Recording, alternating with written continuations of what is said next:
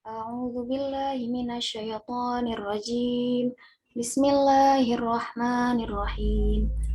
Wa ma arsalnaka illa kaffatan linnasi basyiran wa nadhiran walakinna aktsaran nasi la ya'lamun. Shadaqallahul azim. Artinya, dan kami tidak mengutus kamu melainkan kepada umat manusia seluruhnya sebagai pembawa berita gembira dan sebagai pemberi peringatan, tetapi kebanyakan manusia tiada mengetahui. Baik, terima kasih kepada Saudari Diana. Pertama-tama saya ucapkan terima kasih. Kemudian yang saya hormati dan kami hormati Bapak Sugandi Miharja SAG MPD PhD dan juga kepada teman-teman yang sudah hadir pada perkuliahan siang hari ini. Nah, acara selanjutnya yaitu arahan dari Bapak Sugandi Miharja. Kepada Bapak disilakan.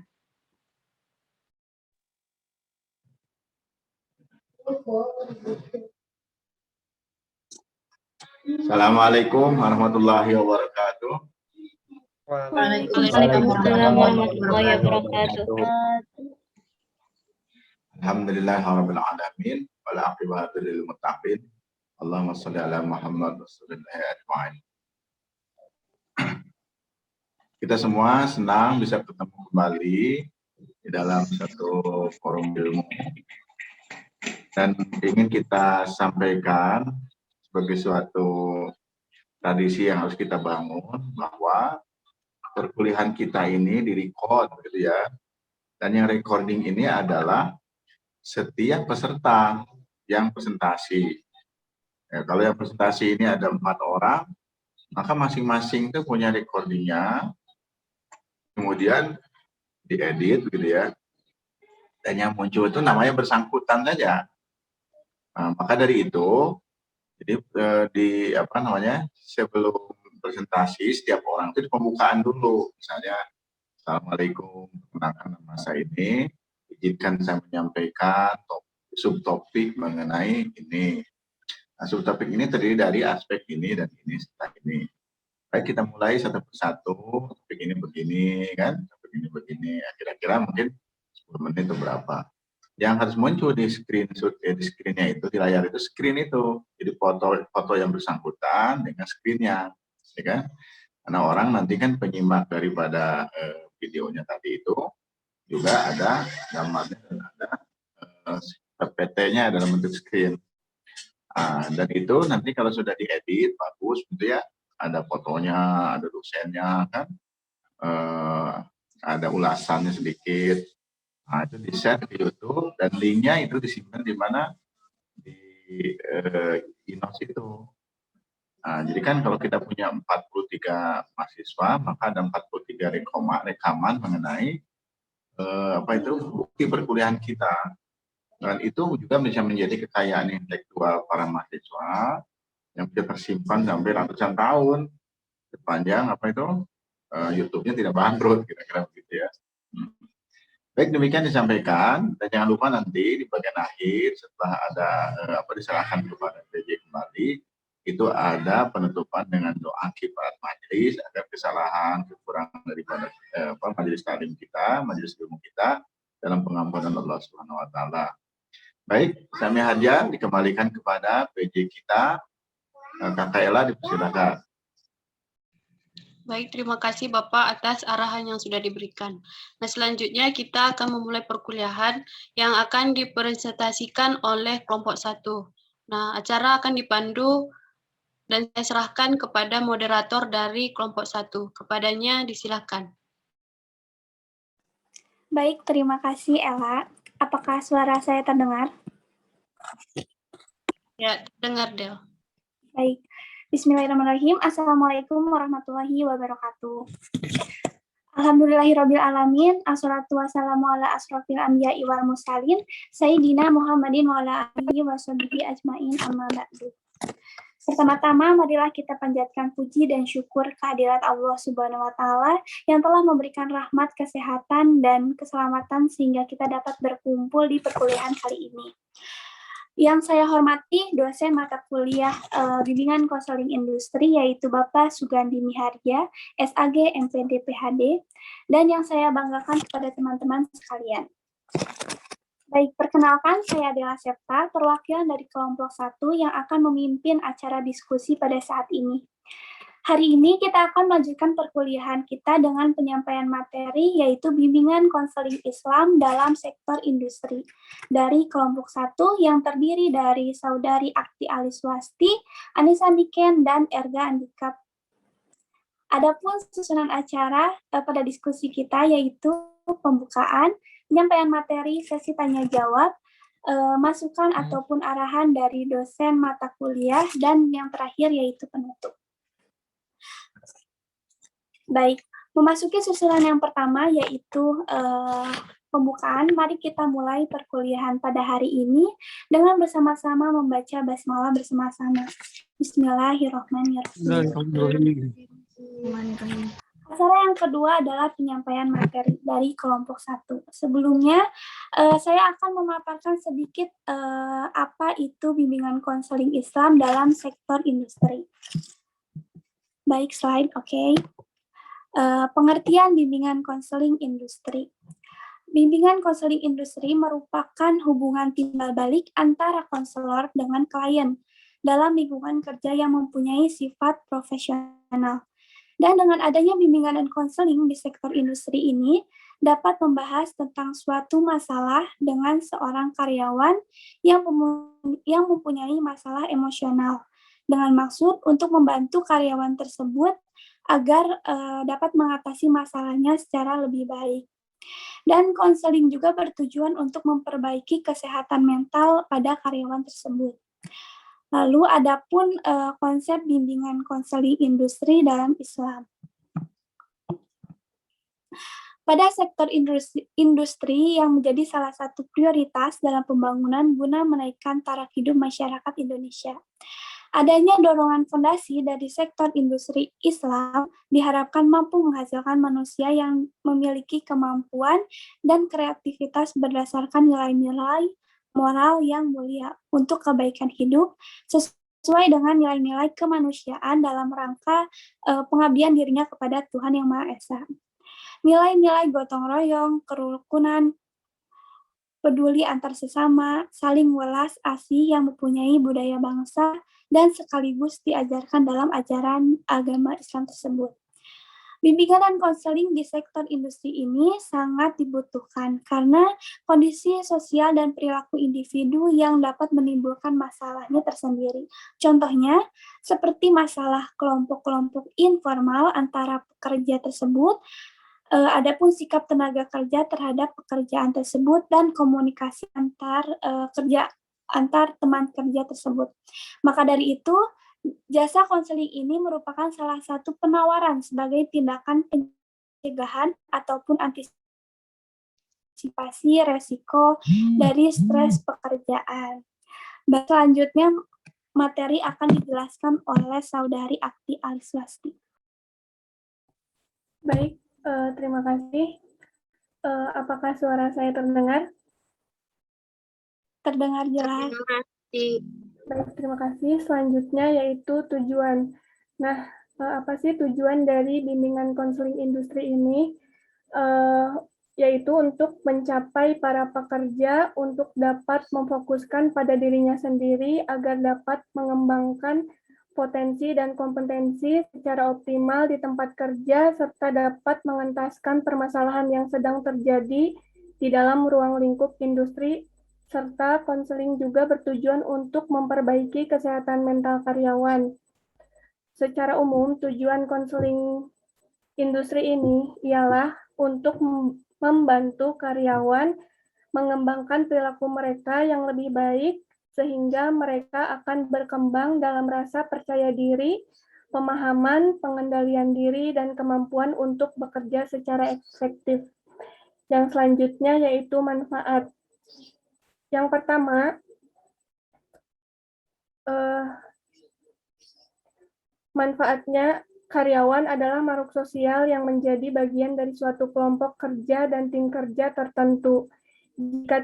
dia tidak sanggup bekerja sama secara kooperatif dengan teman sejawatnya, betapapun tinggi kemampuan teknis dan kemampuan intelektualnya, pasti dia tidak akan betah bekerja. Untuk itu, peran konselor sangat diperlukan dalam dunia industri untuk mengatasi permasalahan yang dihadapi oleh karyawan. Yang pertama, manfaatnya yaitu konselor diperlukan dalam dunia industri untuk mengatasi permasalahan sehingga karyawan mampu untuk mengontrol potensi dalam bekerja. Yang kedua, yaitu konselor diharapkan dapat membantu pemimpin atau manajer industri dalam menangani permasalahan atau kondisi kesejahteraan karyawan. Yang ketiga, yaitu konselor harus bisa menangani karyawan yang nampak tidak disiplin atau tidak bersemangat ataupun tidak berminat dalam pekerjaannya.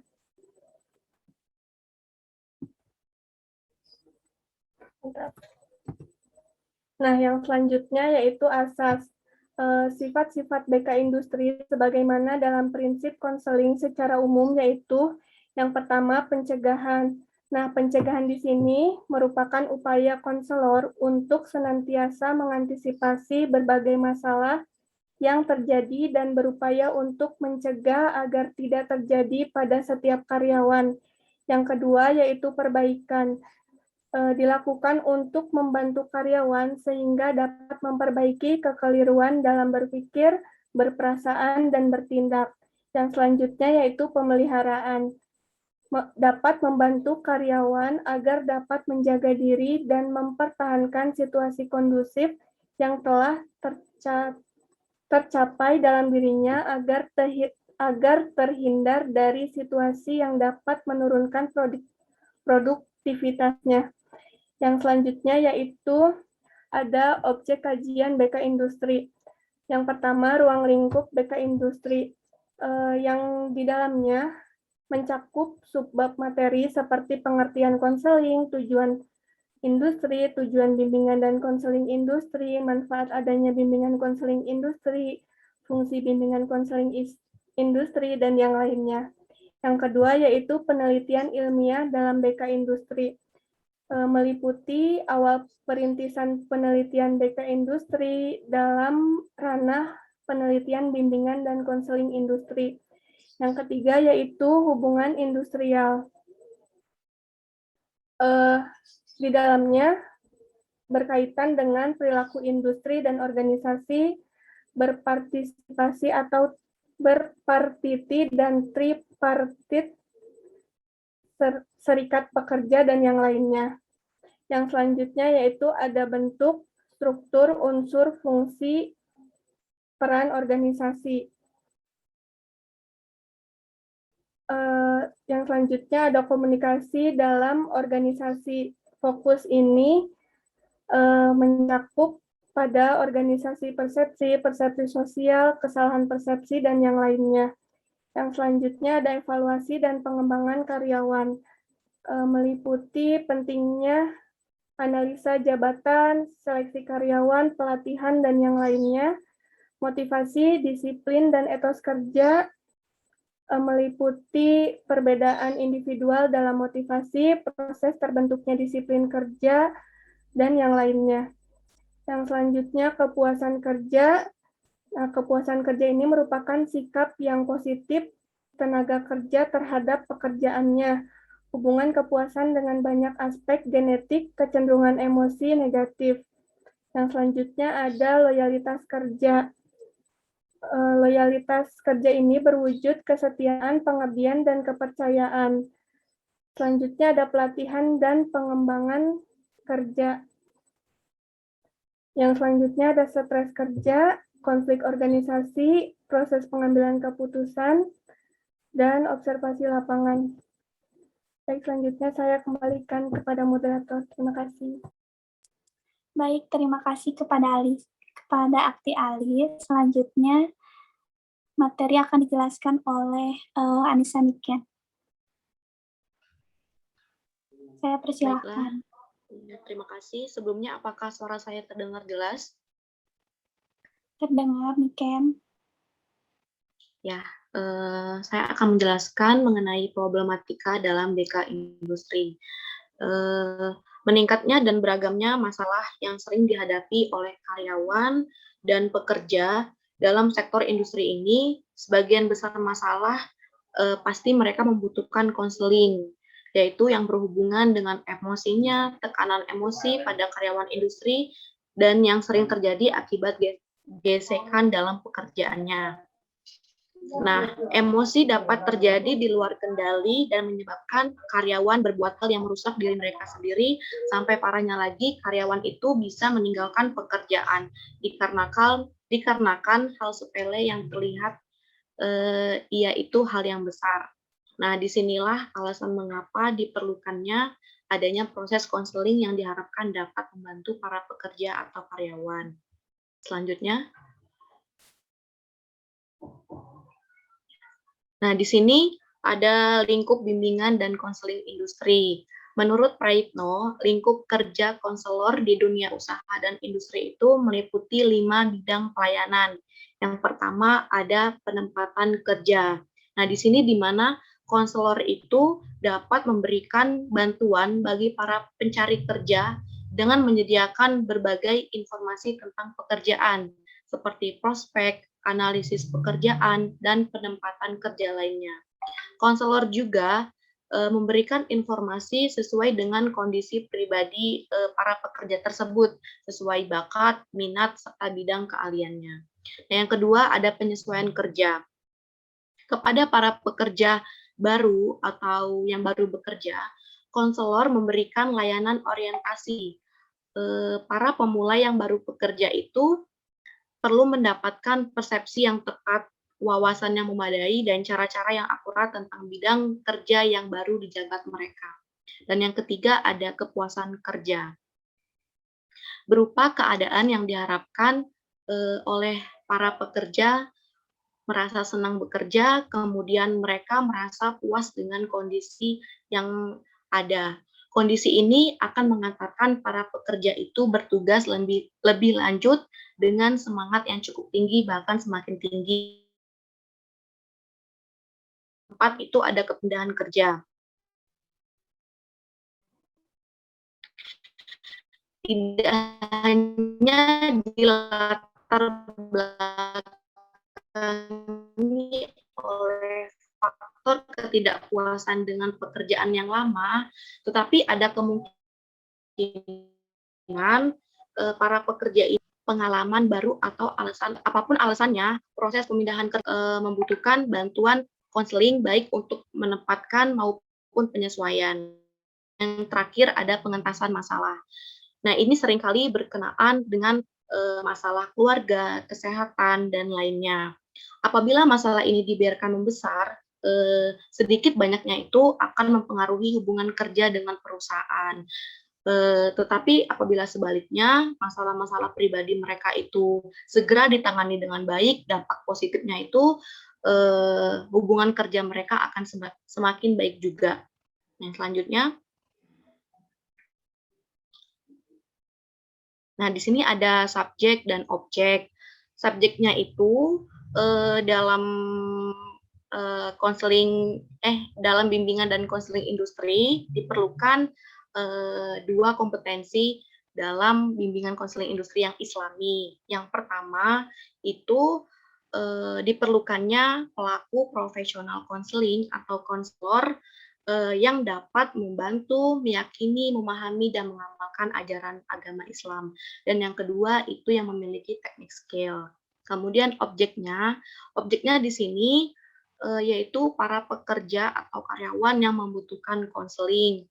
Karena sekarang kondisi karyawan atau pekerja itu pastinya semakin mereka merasakan stres yang menimbulkan mereka itu butuh pelayanan kesehatan mental untuk menanganinya. Bagi karyawan dan pekerja, tercapainya kesejahteraan fisik dan mental itu merupakan salah satu hal yang diinginkan dalam hidup mereka. Jadi, konseling di perusahaan itu sangat diperlukan karena hampir 50% waktu mereka itu dihabiskan di tempat kerja. Maka jasa konseling inilah salah satu penawaran sebagai tindakan pencegahan atau antisipasi resiko dari stres kerja. Terima kasih, itu saja yang dapat saya sampaikan. Selanjutnya dilanjutkan oleh Saudara Erga.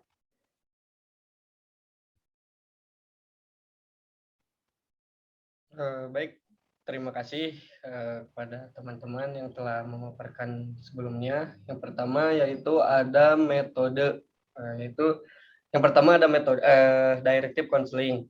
Itu directive counseling itu proses mendengarkan masalah emosional individu, jadi membuat keputusan bersama tentang apa yang harus ia lakukan dan memberitahu serta memotivasinya untuk melakukan hal tersebut. Directive counseling ini sebagian besar menggunakan fungsi counseling advice atau nasihat. Yang kedua yaitu ada non-directive counseling atau biasa disebutnya itu client center counseling. Ini berbeda dengan directive counseling. Kalau di directive counseling ini berisinya itu nasihat. Kalau di non-directive counseling ini yaitu memfokuskan perhatian pada karyawan, konselor tidak bertindak sebagai penilai atau penasihat itu. Jadi prosesnya itu mendengarkan karyawan sepenuhnya dan mendorongnya untuk menjelaskan masalah emosinya, terus memahami masalah tersebut dan menentukan tindakan-tindakan yang diberikan. Jadi non-directive counseling ini biasa disebut juga client center. Lalu yang ketiga ada cooperative counseling. Pada cooperative counseling ini yaitu gabungan antara non-directive counseling dan directive counseling. Dalam counseling ini karyawan lebih banyak berbicara, sedangkan konselor lebih banyak mendengarkan. Konselor lebih berperan sebagai alat untuk mencapai tujuan yang diinginkan. Jadi hampir sama kayak non-directive ya.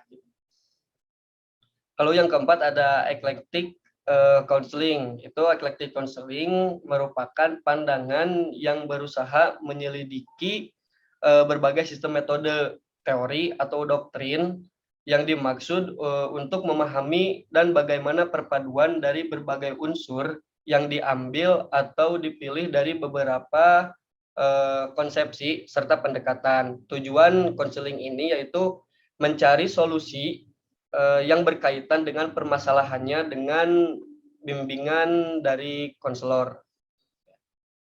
Next. Ya, selanjutnya ada langkah-langkah konseling industri. Yang pertama ada menyatakan kepedulian atau keprihatinan dan membentuk kebutuhan akan bantuan. Jadi langkah ini memberikan kepedulian terhadap masalah-masalah yang dihadapi karyawan, baik yang disebabkan oleh diri karyawan sendiri maupun disebabkan oleh lingkungan yang memberikan tekanan kepadanya. Dengan kepedulian dan perhatian terhadap karyawan dapat membentuk rasa keinginan dan semangat untuk menyelesaikan masalahnya. Lalu yang kedua itu ada membentuk hubungan. Karyawan dan konselor itu memulai proses membangun suatu hubungan yang bercirikan kepercayaan, keyakinan, dengan didasari atas keterbukaan dan kejujuran atas semua pernyataan karyawan dan konselor dalam proses konseling. Lalu yang ketiga ada menentukan tujuan dan eksplorasi pilihan. Dalam langkah ini dilakukan pembahasan masalah dengan melakukan diskusi dengan karyawan untuk mengeksplorasi tujuan konseling. Lalu yang keempat ada menangani masalah. Konselor berusaha untuk dapat menentukan prioritas masalah karyawan yang harus ditangani sehingga dapat mengarahkan karyawan untuk benar-benar mengungkapkan masalahnya dan berdiskusi untuk memecahkannya. Lalu yang kelima ada menumbuhkan kesadaran. Menumbuhkan kesadaran pada karyawan agar karyawan benar-benar mengetahui dengan jelas masalah yang dihadapinya gitu. konselor berusaha mengarahkan karyawan untuk mendapatkan insight atau understanding. Karyawan memahami apa yang sedang dialami dan apa yang harus dikerjakan dalam menyelesaikan masalahnya sebagai hasil dari proses konseling atau berdasarkan hal-hal yang dilihat dan dirasakannya. Lalu yang keenam ada merencanakan cara bertindak. Jadi setelah mendapatkan insight, karyawan harus melakukan suatu tindakan untuk menyelesaikan masalahnya. Jika karyawan merasa ragu dan bingung untuk mengambil keputusan dalam bertindak, maka konselor dapat memberikan berbagai pilihan rencana tindakan dan nanti bisa dipilih ya oleh karyawannya. Lalu yang ketujuh, menilai hasil dan mengakhiri konseling. Nah, jadi ini melanjutkan dari yang tadi merencanakan cara bertindak. Jadi langkah ini itu langkah terakhir untuk melihat keberhasilan jalannya konseling berdasarkan sejauh mana klien mencapai tujuan konseling. Keputusan untuk mengakhiri atau menghentikan konseling merupakan keputusan bersama antara konselor dan karyawan berdasarkan dua hal, yaitu apakah tujuan konseling telah terpenuhi dan apakah hasil dari konseling sudah didapat. Kalau sudah didapat dan tentunya tujuan konseling telah terpenuhi, maka kedua belah pihak boleh mengakhiri konseling tersebut. Lalu ada teori-teori relevannya. Teori relevan dengan bimbingan dan konseling industri, yaitu ada 3. Yang pertama ada teori bimbingan dan konseling. Teori bimbingan dan konseling yaitu memberikan dasar-dasar dalam pemahaman teknik bimbingan dan konseling. Lalu yang kedua ada psikologi. Psikologi membantu dalam asesmen perilaku. Lalu yang ketiga ada perilaku organisasi. Perilaku organisasi terpaut kuat dengan manajemen sumber daya manusia. Sekian dari saya kembalikan kepada moderator. Baik, terima kasih kepada Erga. Selanjutnya yaitu sesi tanya jawab untuk 3 orang penanya. Kepada teman-teman yang ingin bertanya, dipersilahkan. Aku Del, izin bertanya. Aku izin bertanya. Siap. Jaka juga izin bertanya. Izin bertanya. Siap, Ajaka dulu ya teman-teman. Silakan Ajaka. Oke. Oke, terima kasih Adel atas kesempatannya. Mungkin ini sih saya ingin bertanya lebih ke jenjang karirnya sih, mungkin dari BK Industri ini seperti apa, karena kalau setahu saya ya, kalau misalnya di dunia karir itu atau di company itu ada yang namanya juga HR kan, dan kalau dilihat juga dari tadi pembahasan teman-teman itu hampir masuk ke divisi People Development.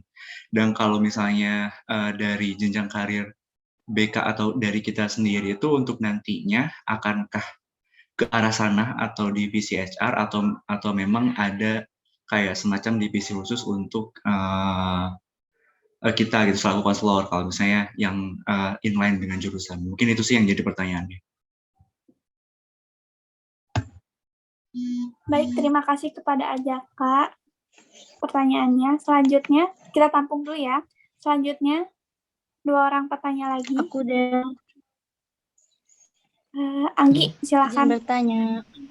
Oke, makasih Adel atas kesempatannya. Izin bertanya. Pertanyaannya mungkin ada 2. Yang pertama tadi udah disampaikan sama Ajaka.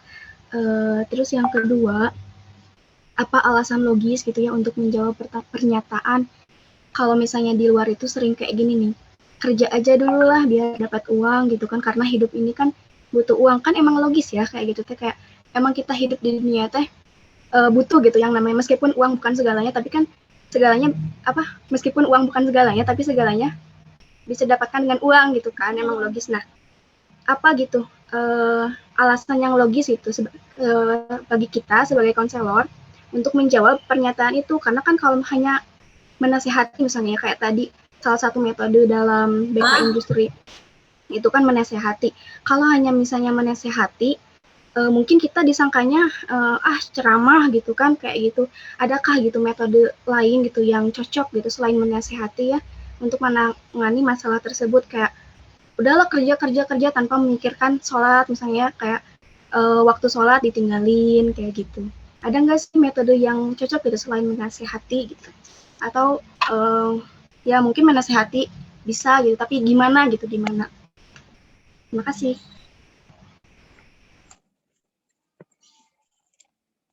Baik, terima kasih kepada Anggi yang sudah bertanya. Yang terakhir ada Alifa. Silakan Alifa. Izin bertanya ya, tadi kan di dalam subjek disebutkan konselor itu harus memiliki kompetensi. Nah, salah satunya tuh seseorang harus memiliki teknis skill. Nah, teknis skill itu seperti apa dan bagaimana? Lalu skill apa saja sih yang harus dikuasai oleh seorang konselor yang ada di sektor industri? Mungkin seperti itu. Baik, terima kasih kepada Alifa yang sudah bertanya.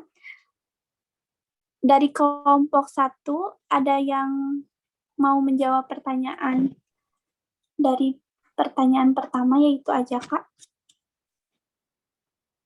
Sedikit menjawab ya. Silakan, Arga. Ini setahu saya gitu ya, saya nggak so tahu, nggak mungkin nanti di teman-teman ada yang meluruskan atau nanti Bapak juga bisa meluruskan dari jawaban saya. Ini setahu saya, gitu kan, karena kita itu hampir sama dengan jurusan psikologi, gitu kan ya. Jadi kita itu emang prospeknya itu ke depannya itu untuk menjadi HR atau dalam bahasa Indonesia meureun HRD-nya Jack. Eta. Ya, jadi emang kita itu prospeknya bisa di industri itu kita bisa jadi HRD gitu, dan itu merupakan cita-cita saya juga gitu kan. Nah, tapi dalam kepada proses HRD itu memang enggak semulus gitu ya, dan enggak semudah apa yang kita pikirkan gitu. Masuk kita langsung ke industri, kita langsung menjadi HRD itu kayaknya nggak mungkin. Mungkin kita dilihat dulu nanti prospeknya, kita kerjanya mungkin kita bisa di bagian manajemen dulu atau di administrasi dulu atau apa. Nanti mungkin ya ini pendapat saya aja. Setelah kita terlihat bagus dalam bekerjanya dan kita mungkin bisa jadi tempat curhat mungkin gitu ya, tempat curhat dari karyawan atau yang lainnya, mungkin kita itu bisa jadi nanti menjadi HR, sehingga tapi untuk menjadi HR juga itu kan jabatannya itu udah tinggi ya, jabatannya itu udah tinggi di dalam suatu industri, di dalam suatu company itu, tapi pendidikan juga kita pasti dilihat. Kita nggak mungkin kita hanya lulusan S1 bisa di HRD. Mungkin minimalnya itu ada di S2 mungkin, bahkan ada yang di S3. Di S2 itu memang ya tidak menjadi patokan, sebagus apapun kerja, seburuk apapun kerja itu kalau jabatannya tinggi akan menjadi misalkan di luhur gitu nya. Itu nggak mungkin. Tetap dilihatnya itu dari prospek kerja kita di bawahnya dulu itu seperti apa, apakah kita sanggup untuk merintis, apakah kita sanggup untuk berusaha, apakah kita sanggup untuk lamun cek bahasa Sunda nama peurih heula gitu. Mun geus peurih, engkena kan tinggal menikmati anu di luhurna gitu. Mungkin seperti itu. Mungkin dari teman-teman yang lain ada yang menambahkan dan meluruskan dari pandangan saya. Terima kasih.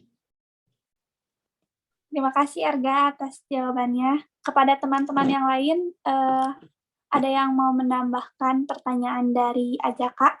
Pertanyaannya, saya ulang ya. Pertanyaannya itu lebih ke jenjang karir apa saja yang ada di BK Bimbingan Konseling Industri. Begitu, aja Kak. Kurang lebihnya begitu sih Del.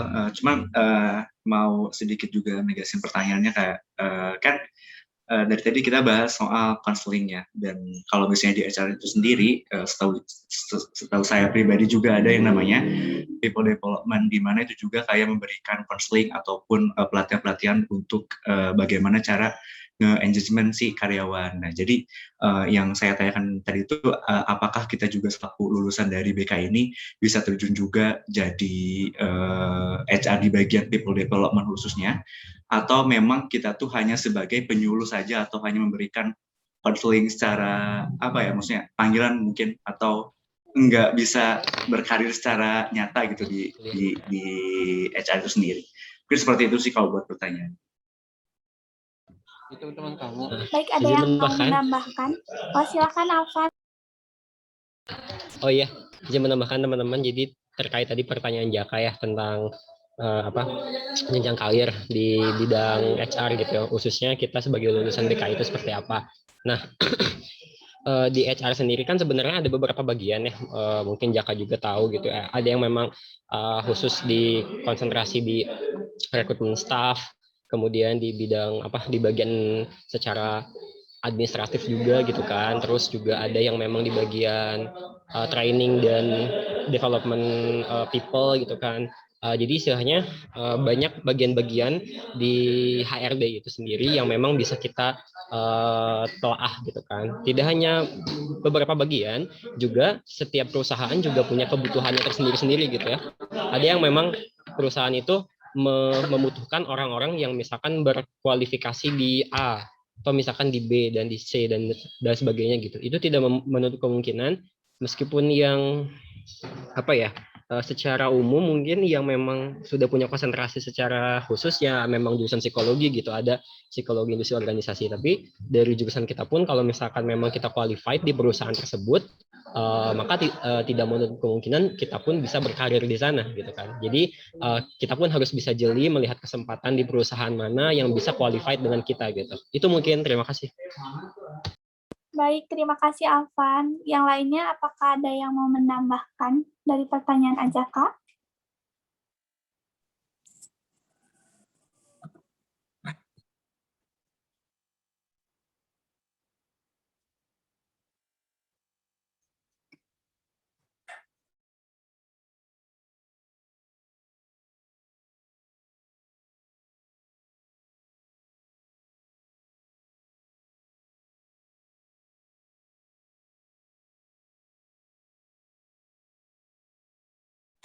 Kalau tidak ada, bagaimana Ajaka? Apakah sudah terjawab?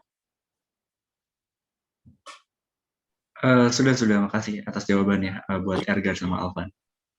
Baik, terima kasih Ajaka.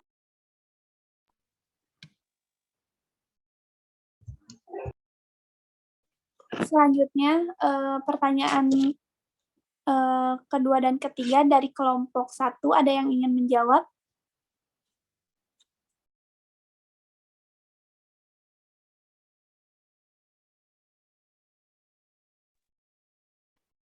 Saya akan menjawab pertanyaan dari Saudari Jamjami, Del. Baik, silakan Anissa Niken.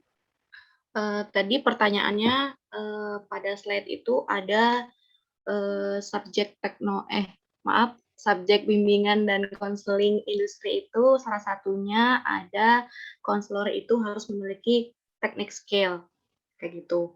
Nah, selain dari konselor itu harus bisa mengamalkan ajaran agama Islam, tentunya seiring dengan kemajuan sekarang ini, pasti kita itu harus bisa menggunakan keunggulan dari media komunikasi digital gitu ya, seperti media sosial.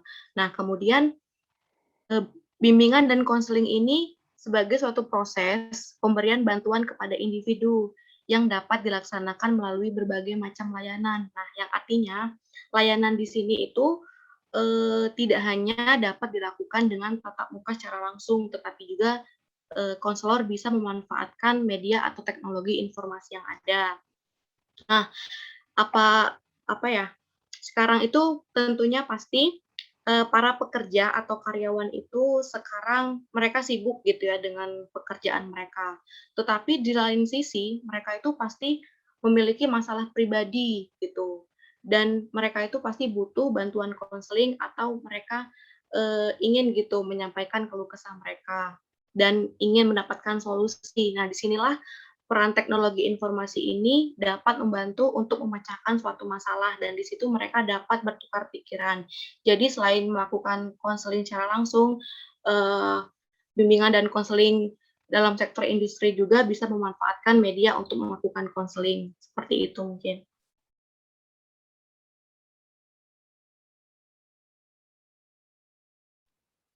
Baik, terima kasih kepada Anissa Niken yang sudah menjawab. Dari teman-teman semuanya, ada yang ingin menambahkan? Dari pertanyaan Alifa.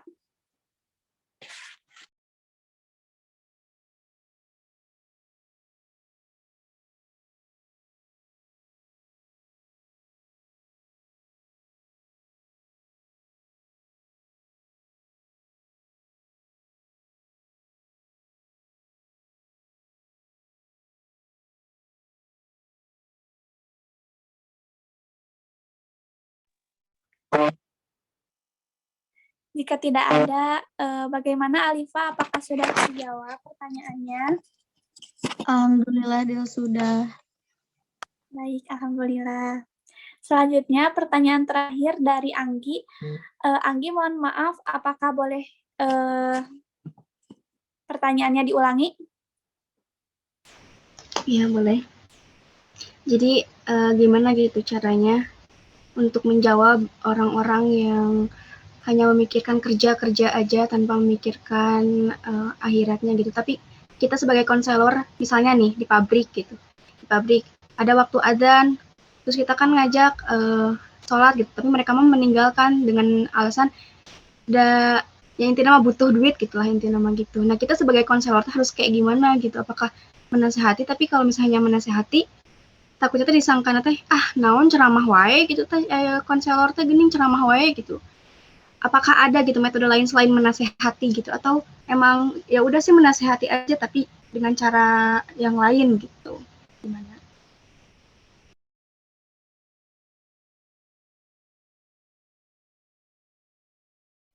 Baik, terima kasih Anggi.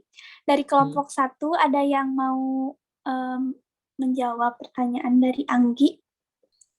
Izin menjawab. Oh baik, silakan Akti.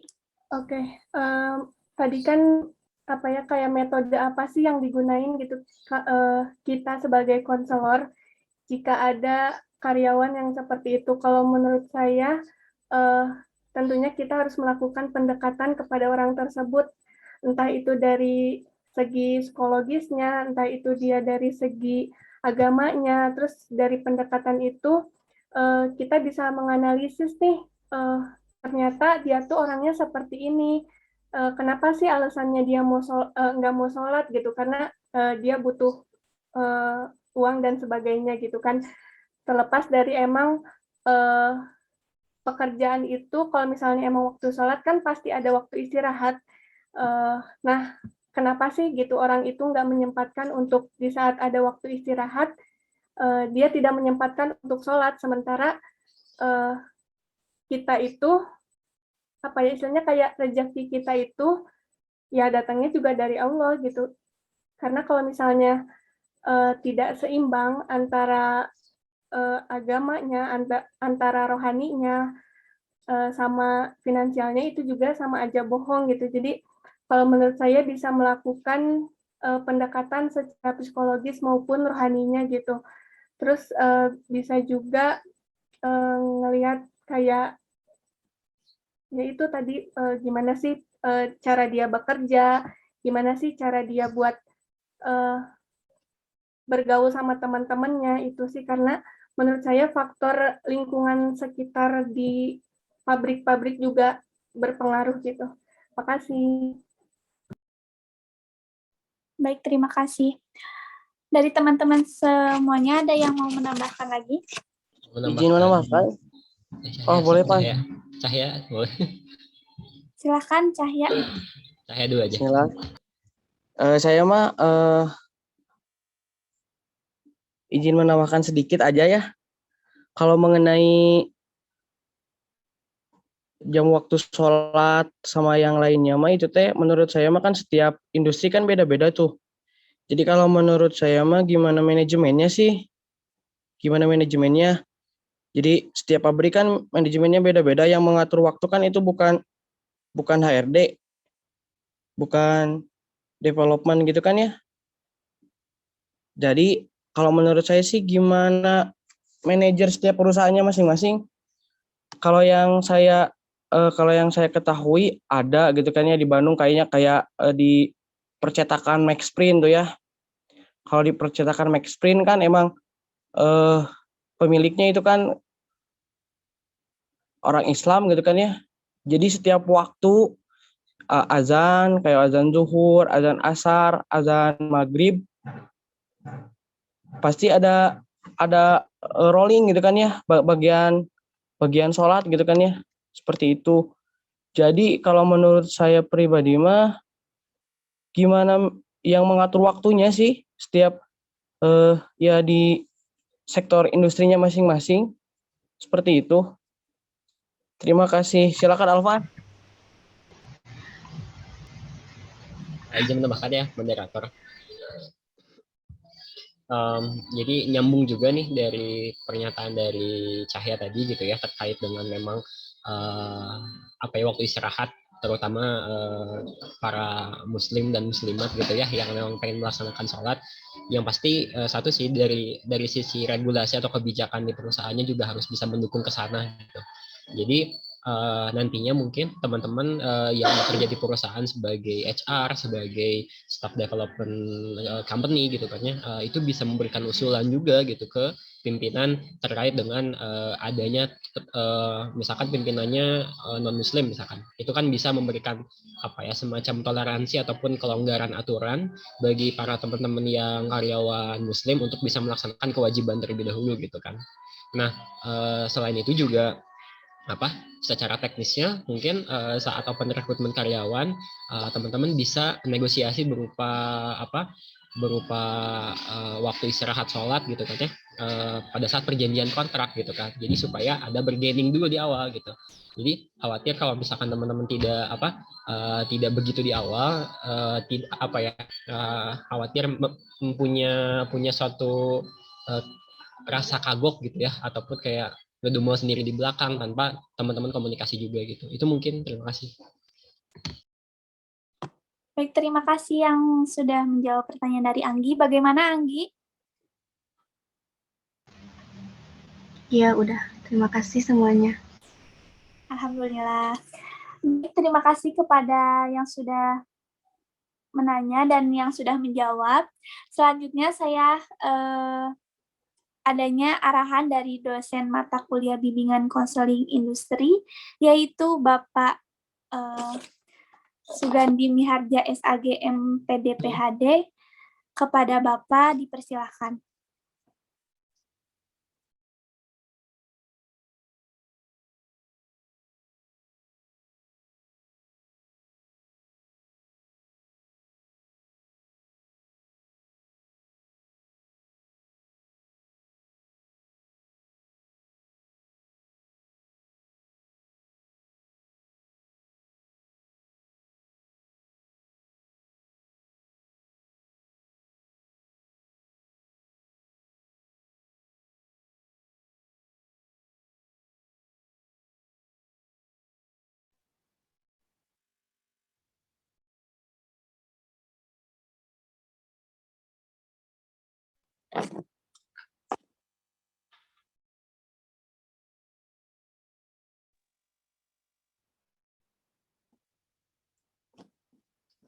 Sekali lagi kepada Bapak Sugandi Miharja SAG MPD PHD untuk mengisi arahannya.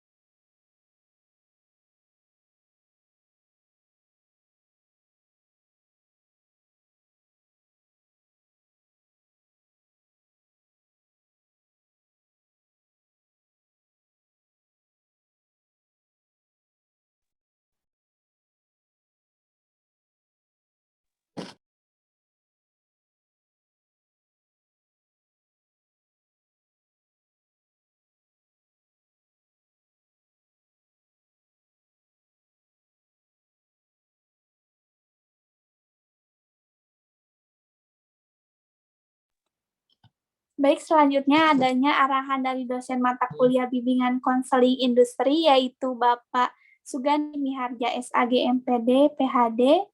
Kepada Bapak kami persilahkan.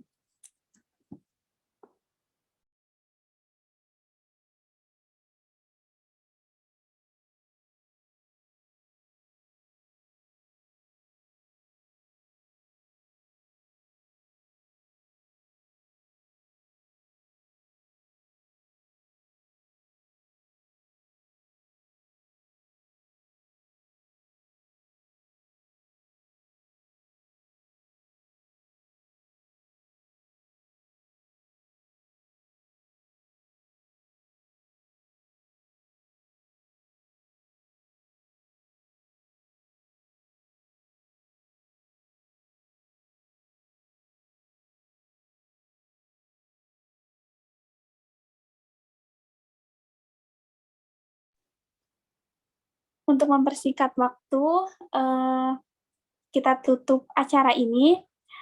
Mari kita tutup dengan membaca hamdalah bersama-sama. Alhamdulillahirabbil alamin. Alhamdulillahirabbil alamin. Sekian dan terima kasih. Mohon maaf jika ada kesalahan dari saya maupun dari kelompok 1. Saya kembalikan kepada Ella Piani. Wabillahi taufiq wal hidayah. Wassalamualaikum warahmatullahi wabarakatuh. Waalaikumsalam warahmatullahi wabarakatuh. Baik, mungkin Bapaknya lagi ada kesibukan. Jadi untuk arahan dan tambahannya kita simpan saja dulu ya. Nah, untuk mengakhiri perkuliahan kita pada siang hari ini, semoga apa yang disampaikan dari kelompok 1 bisa kita ambil manfaatnya dan juga berguna untuk kita semuanya. Sebelum mengakhiri perkuliahan ini, ada baiknya kita membaca doa kifaratul majelis terlebih dahulu. Subhanakallahumma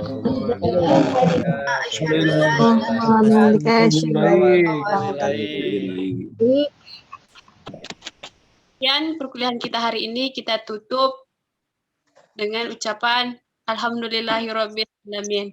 Billahi taufiq wal hidayah. Assalamualaikum warahmatullahi wabarakatuh. Waalaikumsalam warahmatullahi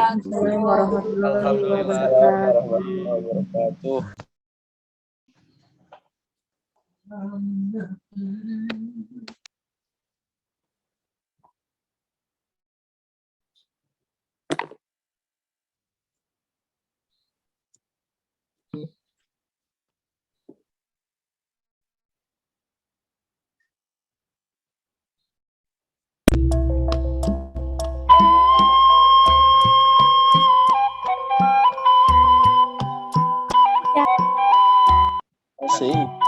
Selamat datang kepada para tamu undangan.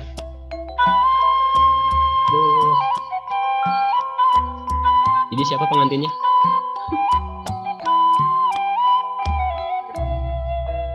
Lanjut Pak.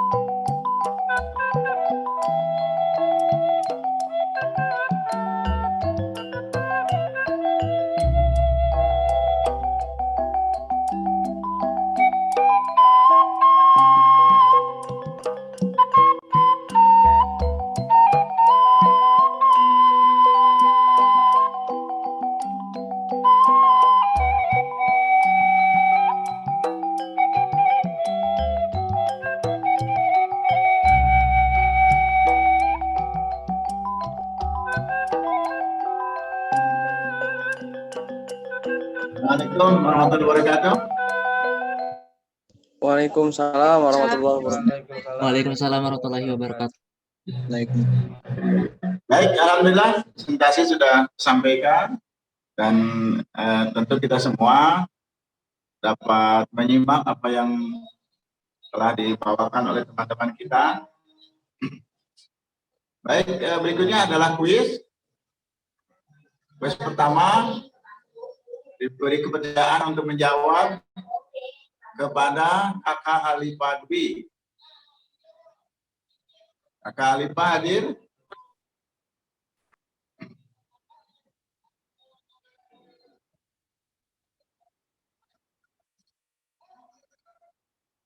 Halo, Kakak Alifah hadir?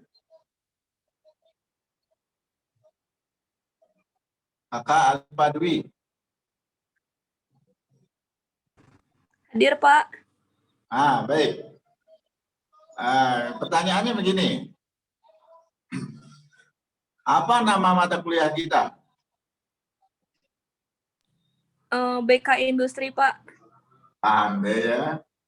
Kenapa di industri ini perlu ada bimbingan konseling?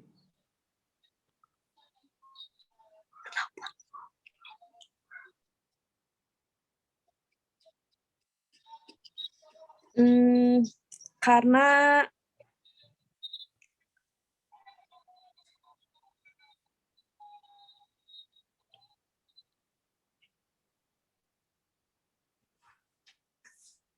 Baik, boleh jawab?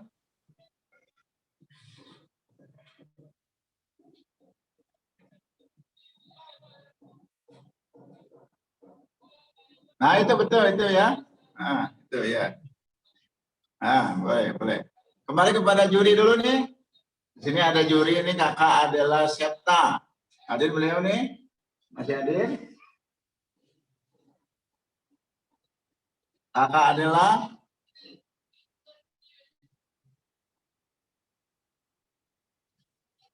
Sepertinya ini belum muncul di sini. Berikutnya Kakak Akti. Akti Aliswasti. Ya, hadir, Pak. Boleh bantu nih? Kenapa nih kita di industri itu perlu bimbingan konseling? Oke, sebentar, Pak. Tadi sudah disampaikan ya, Kak Adela.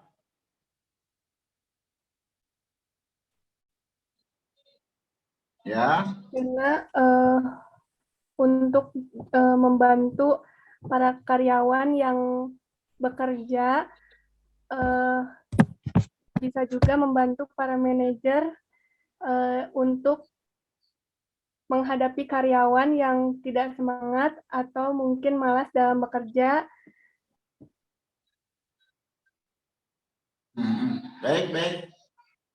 Baik ya, sudah terbantu ya. Berikutnya kepada Kakak Anissa Niken Noraya. Iya, Pak. Boleh tambahkan kenapa di industri itu diperlukan bimbingan konseling?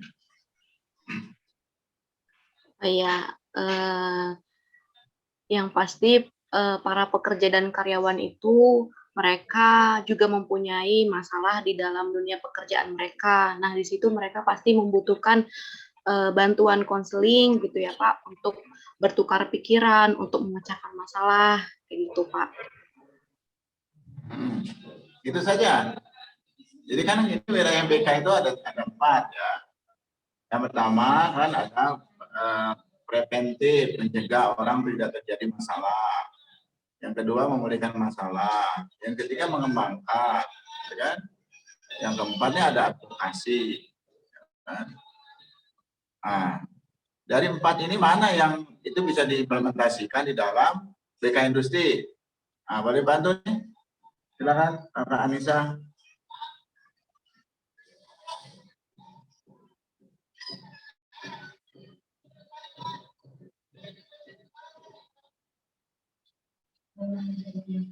Ya, Kakak Anissa. Kita pindah dulu ya kepada Kakak Erga Andika. Ya, Pak. Ada 4 fungsi BK secara umum ya, bukan hanya di industri, tapi juga di BK keluarga, di BK kelompok, di mana-mana lah gitu ya. Setidaknya ada 4 aspek tadi. Jadi mencegah tidak terjadi masalah, mengobati kalau sudah masalah, kemudian mengembangkan. Yang keempat itu advokasi atau pendampingan gitu ya, pendampingan dalam rangka preventif, dalam rangka pengembangan maupun dalam rangka pemulihan masalah. Dari 4 aspek itu, mana yang itu bisa diimplementasikan di dalam BK Industri? Kalau menurut saya yang advokasi sih Pak. Kenapa itu saja? Memang tidak ada masalah di industri itu. Ya, selalu ada masalah. Cuma konselor di sini kan mendampingi karyawannya gitu Pak, supaya tidak melakukan kesalahan yang kedua kalinya gitu. Apa mereka tidak boleh berkembang? Ya harus sih Pak, harus berkembang. Ya jadi apa saja yang bisa itu selain advokasi? Semuanya mungkin Pak. Apa saja semua itu? Saja.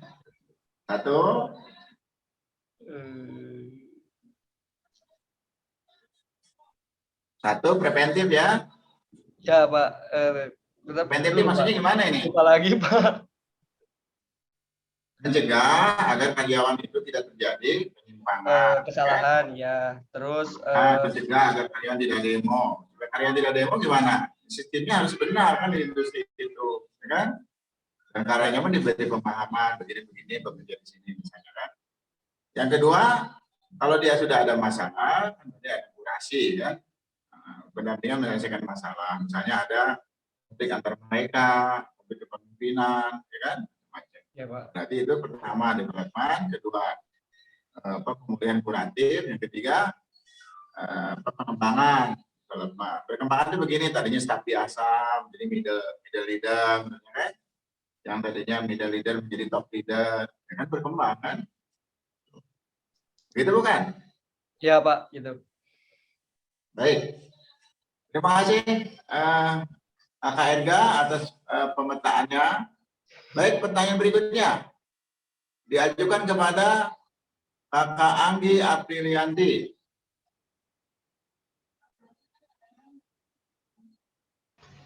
Ya Pak.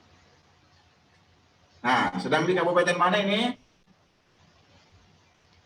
Gimana Pak? Sedang di mana Kakak Anggi? Kabupaten mana? Oh, di Bandung Pak, Kabupaten Bandung, Marga Asih.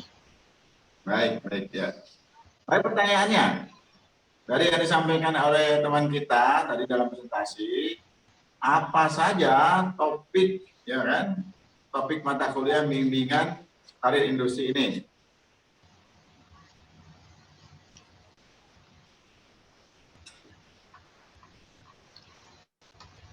Ya.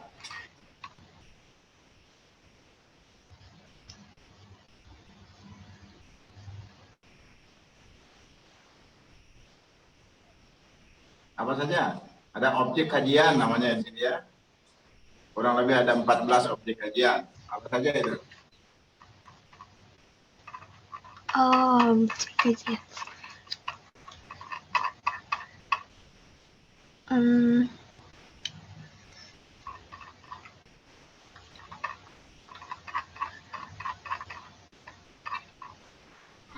Ya. Ini kalau nggak salah dengar tadi itu ya, ada namanya penelitian BK Industri, hubungan industrial, proses pengambilan keputusan, konflik, diklat, loyalitas, ya kan? Ekspektasi, disiplin, etos kerja, evaluasi, komunikasi, ya kan? Supervisasi, itu kira-kira itu bukan? Apa itu bukan? Halo? Iya Pak. Iya Pak. Apa saja tadi itu? Industrialisasi. Hubungan industrial. Ya, hubungan industrial. Kemudian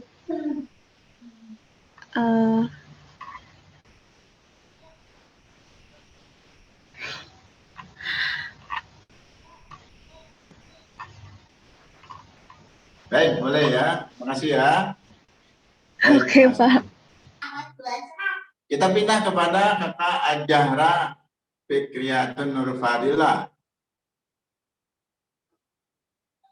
Iya, Pak. Nah, boleh bantu nih, ada kurang lebih 14 ya topik di dalam objek kajian bimbingan karya industri. Nah, boleh sebut 7 saja dulu.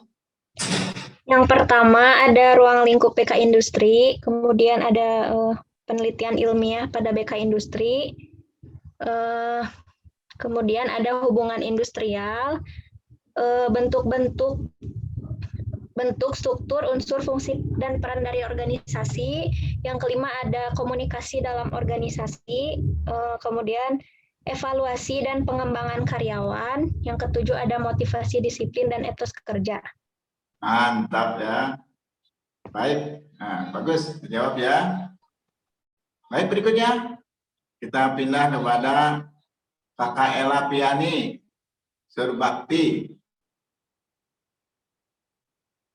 Ya, Pak.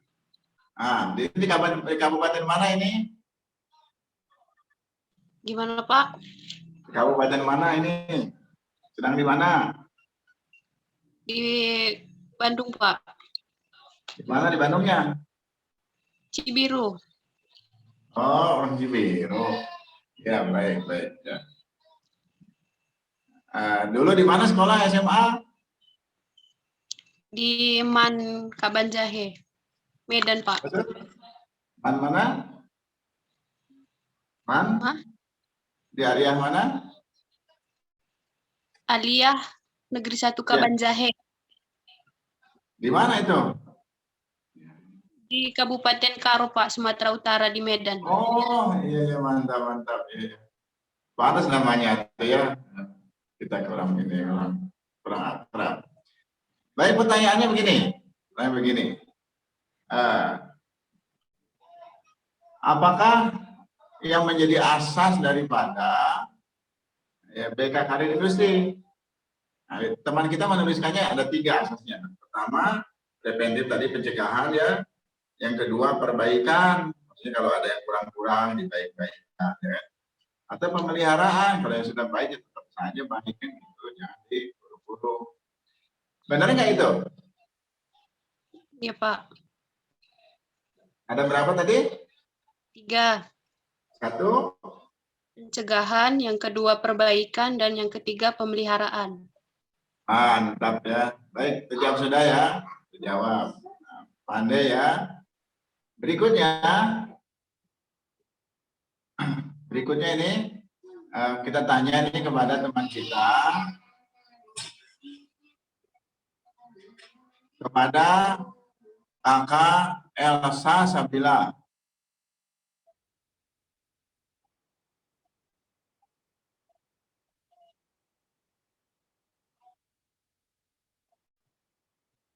Nah, sepertinya sedang terganggu dia.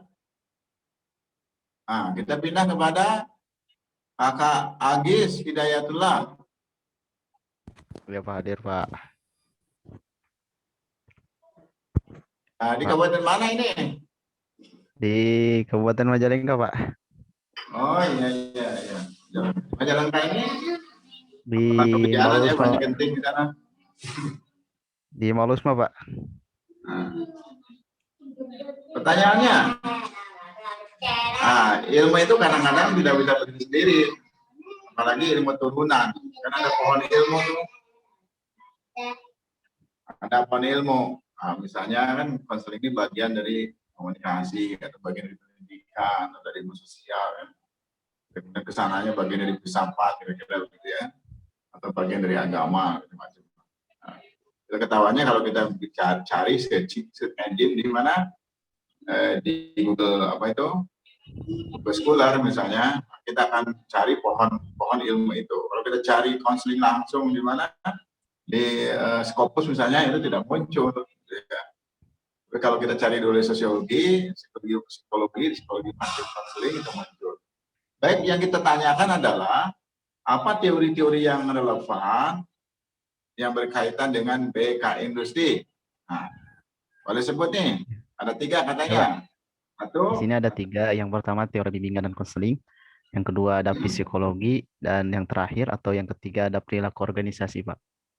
Mantap ya. Ya, Pak. Ajaran hebat ini. Bandara sudah sampai mana itu? Gimana, Pak? Bandara internasional airport. Sudah Majalengka itu? sudah selesai, Pak. Cuman Selesai, ya, karena ya, memang karena memang pandemi jadi lagi ada pembatasan tertentu, Pak. Oh itu. Pernah nyoba terbang dari sana? Belum, Pak, tapi kalau ke sana sudah pernah Janganlah, mengunjungi, jangan Pak. terbang ya. Ya, Nanti Pak. sekalian lah pergi haji, pergi umroh, pergi ziarah kemana ya. Iya, Pak. Insya Allah, Pak. Katanya ini saya pun ada rencana nih diajak ke Turki. Lagi murah, lagi promo murah. Katanya hanya beberapa saja biayanya. Baik, berikutnya Kakak Deci Narulita. Kakak Deci Narulita. Hadir? Hadir. Ini di kabupaten mana nih? Di Kabupaten Bandung, Pak. Di mana itu? Di Ibun. Ibun. Oh, Iya. dekat itu ya, dekat Kawah Kamojang. Iya, betul. Pernah Kawah Kamojang itu? Iya, hampir seminggu sekali mungkin. Saya joggingnya ke sana, Pak. Pernah ke Kawah Kamojang? Pernah ke Kawah Kamojang? Iya pernah. Di sana kan ada kawah kereta api ya. Tahun berapa itu digalinya? Kurang tahu sih, Pak, kalau itu. Jangan tahu ya. Itu tahun 1870-an oleh Belanda ya, digalinya. Jadi mereka sudah paham teknologi, kita di tahun 1980 itu masih bicara black mystic. Mereka 100 tahun sebelum itu sudah bicara sains dan teknologi. Baik, kita bicarakan lagi nih mengenai apa manfaat adanya BK Industri ini. Ini kata teman kita yang nulis nih ada 3 katanya. Yang pertama, BK Industri itu untuk mengatasi masalah. Yang kedua, membantu pemimpin dan manajer industri. Yang ketiga, ini menangani karyawan yang terjadi kendor lah gitu ya semangatnya. Benar nggak begitu? Iya, betul, Pak. Baik, mantap ya. Apa saja yang 3 itu? 1. Bantu masalah. Ya. Kemudian membantu manajemen industri dan membantu yang mempunyai masalah. Baik, terjawab sudah seluruh pertanyaan ya. Jawaban yang terjawab ini menunjukkan bahwa para petugas presenter kita ini jelas, detail, dimengerti, disertai contoh-contoh ya. Juga tidak pengurangan waktu, cukup sesuai dengan durasi yang tersedia. Terus selanjutnya kembali kepada PJ kita untuk dibacakan, ditutup dan dibacakan doa kifarat majelis. Kami aja mengaturkan terima kasih kepada presenter, kepada PJ Pasma kita, juga seluruh mahasiswa di kelas A. Assalamualaikum warahmatullahi wabarakatuh. Waalaikumsalam.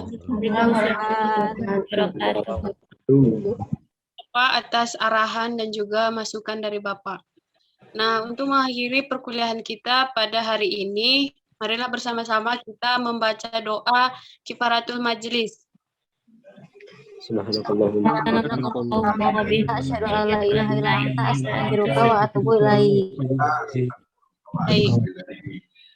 Billahi taufiq wal hidayah. Wassalamualaikum warahmatullahi wabarakatuh.